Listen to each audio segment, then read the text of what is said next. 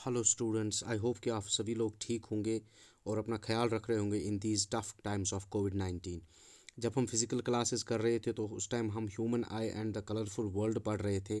उसमें हमने ह्यूमन आई के बारे में पढ़ा कि इसके कितने कंपोनेंट्स होते हैं और हर एक कंपोनेंट का हमने अलग अलग से उसका जो काम था वो पढ़ा, वो किस चीज़ का बना होता है वो भी पढ़ा था। इसके बाद का कंपोनेंट्स ऑफ ह्यूमन आई के बाद हमने पढ़ा था कि पावर ऑफ एकोमोडेशन, कैसे हमारी जो ह्यूमन आई होती है इसमें ये एबिलिटी होती है कि ये एडजस्ट करती है फोकल लेंथ अपना by the help of ciliary muscles, ताकि ये दूर वाली चीज़ें भी अच्छे से देखे और नज़दीक वाली चीज़ें भी अच्छे से देखें।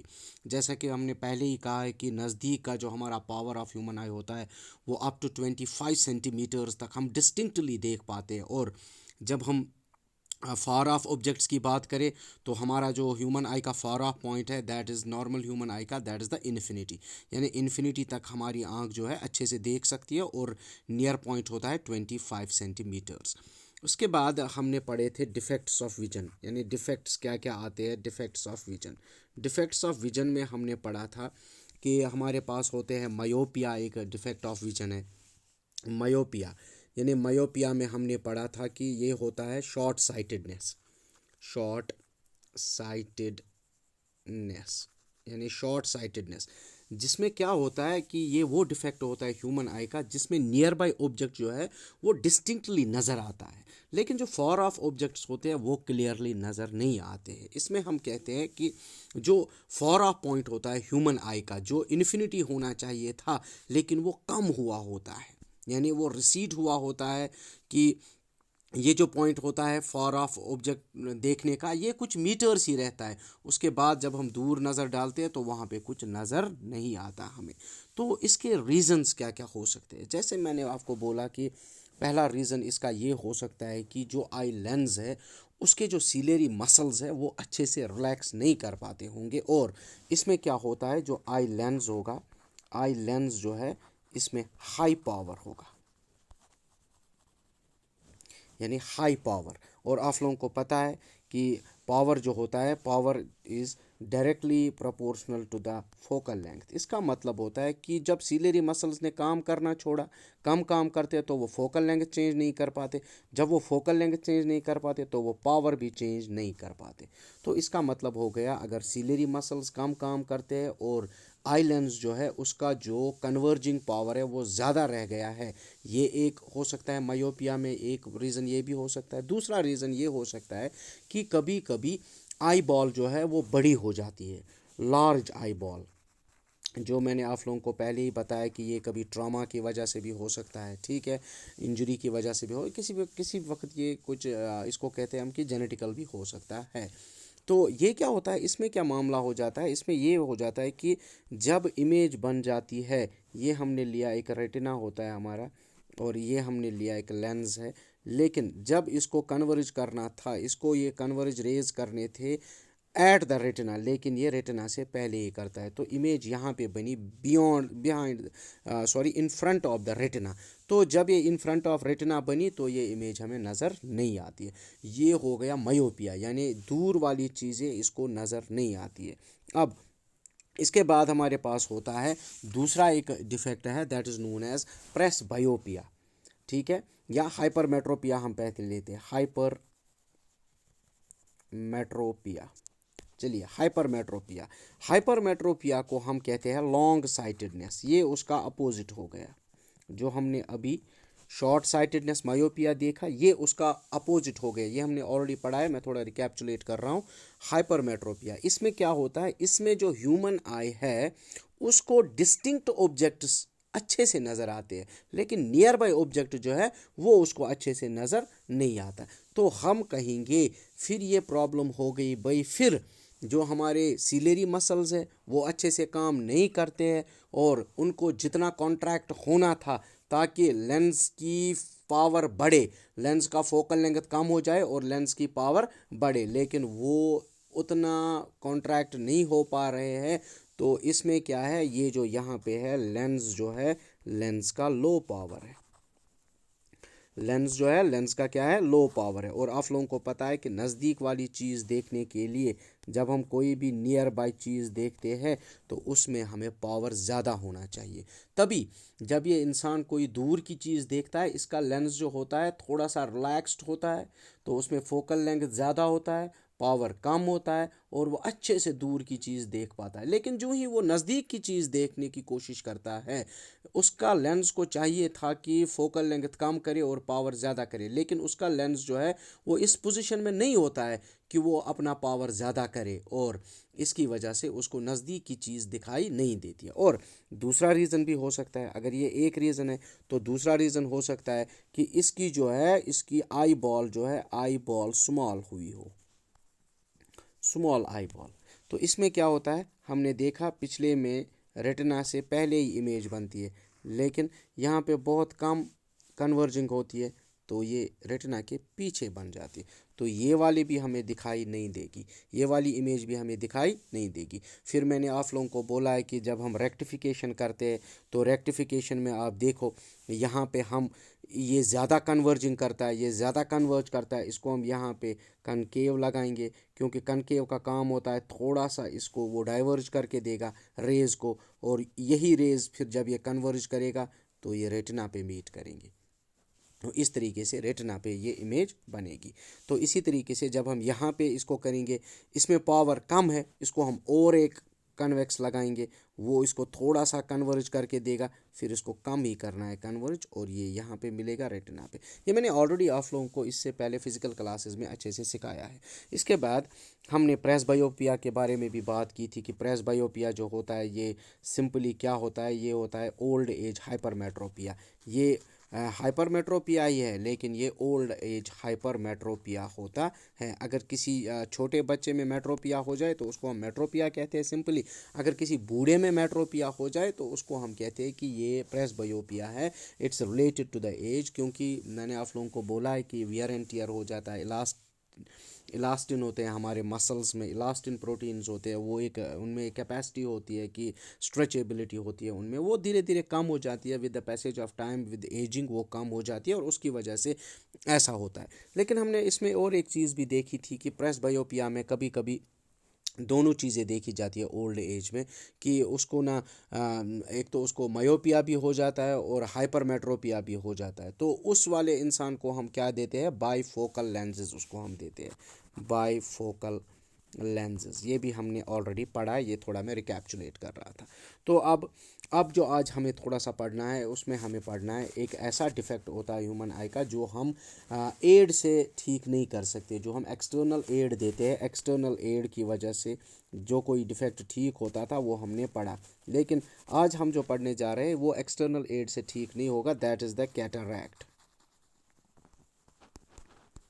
यस, कैटरैक्ट जो होता है ये लेंस की प्रॉब्लम होती है। जैसे मैंने आप लोगों को पहले ही बताया कि जो लेंस होते हैं, ह्यूमन आई के जो लेंस होते हैं, ये प्रोटीन से बने होते हैं, और दैट टू प्रोटीन्स जो होते हैं in a regular fashion, in a regular fashion और इन अ रेगुलर पैटर्न। ये एक रेगुलर पैटर्न में होते हैं। अगर इनमें ये पैटर्न ख़राब हो जाए, फॉर एग्ज़ाम्पल अगर हमारे पास एक प्रोटीन ऐसे है, let it be it's like this, it's like this, अगर इनमें कोई ऐसे आ गया, सर्कुलर आ गया, रेक्टेंगुलर आ गया, ट्रायंगल हो गया प्रोटीन की शेप को, ये मैं समझाने के लिए कह रहा हूँ। इससे पहले हमारे पास हेक्सागोनल थे या पेंटागोनल थे, लेकिन सर्कल कोई नहीं था, ये रेक्टेंगल कोई नहीं था, ट्रायंगल कोई नहीं था। अगर इनमें अब ट्रायंगल आ गया कोई, सर्कल आ गया कोई, तो ये जो प्रोटीन में अपनी एक क्वालिटी थी, जब इसकी शेप ऐसी थी, इसमें एक क्वालिटी थी that the protein was transparent in nature. लेकिन जो ही ये सर्कुलर हो गया या ट्रायंगुलर हो गया या रेक्टेंगुलर, ये ओपैक हो जाता है। तो समझाने के लिए मेरे कहने का मतलब है कि अगर इसमें अरेंजमेंट चेंज हो गया तो इसकी जो क्वालिटी है, इसकी जो अपनी एक पहचान है कि ये एक ट्रांसपेरेंट है, प्रोटीशस है, ये ट्रांसपेरेंट है, इसका ट्रांसपेरेंट होना ज़रूरी है। लेकिन जो ही इसमें अरेंजमेंट ख़त्म हो जाता है, इसमें अरेंजमेंट डिस्टर्ब हो जाता है, तो इसमें क्या हो जाता है, डिक्रीज इन ट्रांसपेरेंसी हो जाती है। ठीक है। और अगर ये अरेंजमेंट ज़्यादा डिस्टर्ब हो गया, अगर आप कम ही डिस्टर्ब हो गया तो थोड़ा सा ओपैकनेस आ जाता है, ठीक है, ट्रांसपेरेंसी थोड़ी सी कम हो जाती है, ट्रांसल्यूसेंट जिसको हम कहते हैं। लेकिन अगर ज़्यादा इसमें डिस्टर्बेंस हो गई तो इसमें क्या हो जाता है, that the lens will get completely opaque.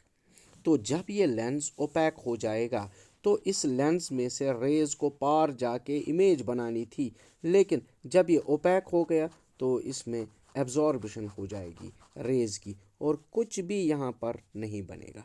तो इसका मतलब है कि धीरे धीरे जो ये इंसान है, इसमें जो कैपेसिटी थी देखने की वो ख़त्म हो जाएगी, वो कैपेसिटी ख़त्म हो जाएगी। तो ये जो है दिस डिफेक्ट जो है ये, और ये भी एज ओल्ड में ही पाया जाता है, लेकिन sometimes sometimes it can be found in young ages also, young people। Young people में ये क्यों पाया जाता है, कुछ कहते हैं कि स्टीरॉयड्स की वजह से, दवाइयाँ होती है स्टीरॉयड्स की वजह से, कुछ ट्रॉमा की वजह से भी हो सकता है, कुछ इन्फेक्शन की वजह से भी हो सकता है, कुछ जेनेटिकल एबनॉर्मेलिटीज़ भी हो सकती है, जेनेटिक एबनॉर्मेलिटीज़ भी हो सकती है। तो अब ये जो है ये वाला डिफेक्ट जो है, इस डिफेक्ट को हम करेक्ट नहीं कर सकते हैं बाय सूटेबल एड। अगर हम इसको एक्सटर्नल एड देंगे, जैसे हमने उधर स्पेक्स लगाई थी, तो इधर क्या हम एक्सटर्नल एड लगाएंगे? नहीं, एक्सटर्नल एड लगाने से तो कोई फ़ायदा ही नहीं है, क्योंकि उधर जो था मायोपिया, हाइपरमेट्रोपिया या प्रेस बायोपिया में, वहाँ पे थोड़ी सी प्रॉब्लम ये होती थी कि कन्वर्जेंस कभी ज़्यादा हो जाती थी, कभी कन्वर्जेंस कम हो जाती थी। तो उसी कन्वर्जेंस को, डिग्री को चेंज करने में या कम करने में या ज़्यादा कम करने में या थोड़ा सा बढ़ाने में हमें एक्सटर्नल एड की ज़रूरत लगती थी। लेकिन यहाँ पे लेंस जो है, लेंस की अपनी जो क्वालिटी है, क्वालिटी ऑफ लेंस, जो कैरेक्टर ऑफ लेंस जिसको हम कहते हैं, कैरेक्टर ऑफ लेंस जो है, it has lost its character. अब ये ख़त्म हो गया है। इंस्टीड अब हम क्या करें, here we have to go for the surgical operation. यहाँ पे हमें क्या करना पड़ता है, सर्जिकल ऑपरेशन करना पड़ता है और रिप्लेस करना पड़ता है अफेक्टेड, जो हमारा अफेक्टेड लेंस होता है उसको रिप्लेस करना पड़ता है by an artificial lens, by an artificial lens. अब हमारे पास बहुत सारी टेक्निक्स है, ओपन आई सर्जरीज होती है, या लेप्रोस्कोपिक सर्जरीज होती है, लेज़र सर्जरीज होती है। एक हमारे पास एक टेक्निक है that is known as phaco emulsification.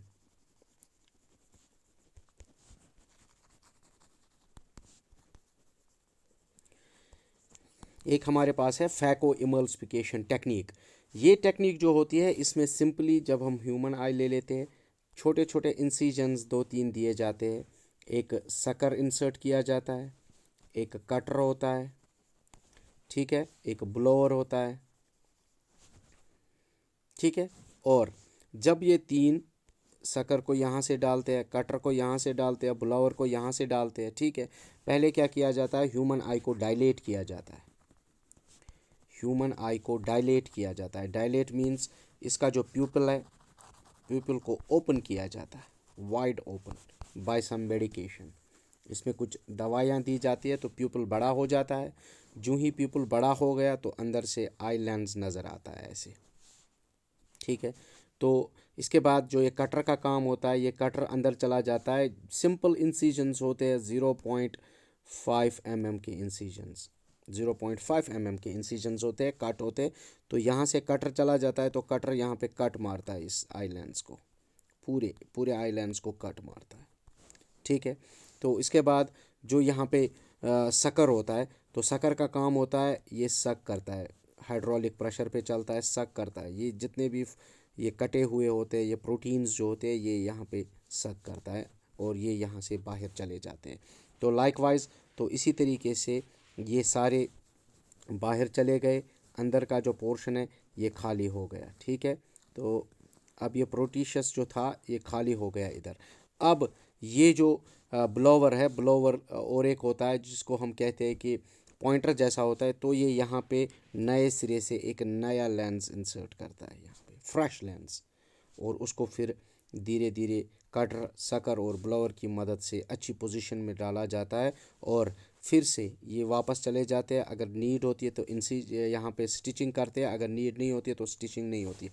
तो उसके बाद फिर मेडिकेशंस दी जाती है जो डिडाइलेटर्स होते हैं, जो जिन्होंने डायलेट किया होता है ह्यूमन आई को, अब वो वापस इसको कंस्ट्रक्ट करते हैं ताकि जो आयरिस है आयरिस वापस चला आए, और जो ये प्यूपिल का साइज़ है प्यूपिल का साइज़ छोटा हो जाए, और यहाँ पे छोटा सा सुराख रहे बीच में जिसमें से लाइट पास हो जाएगी। तो इस तरीके से हमारे पास बहुत सारे तरीके ऐसे होते हैं जिनकी मदद से हम कैटरैक्ट का ख़ात्मा कर सकते हैं और कैटरैक्ट का हम इलाज कर सकते हैं। लेकिन यहाँ पे ये सर्जिकल प्रोसीजर ही है, without surgeries it can not be conducted. तो इसी तरीके से अब हमारे पास और भी है थोड़ा आई डोनेशंस का भी, और इसके बाद थोड़ा न्यूमेरिकल्स भी है इसके, या कुछ और भी सब टॉपिक्स के इसके हैं। तो hopefully I will be back in this virtual mode. तो मैं और एक क्लास भी जल्दी अपलोड करने जा रहा हूँ जिससे आप लोगों को मदद मिलेगा। तो अगर कोई भी क्वेरी होगी तो आप ग्रुप में डालिएगा regarding this. Thank you very much and take care.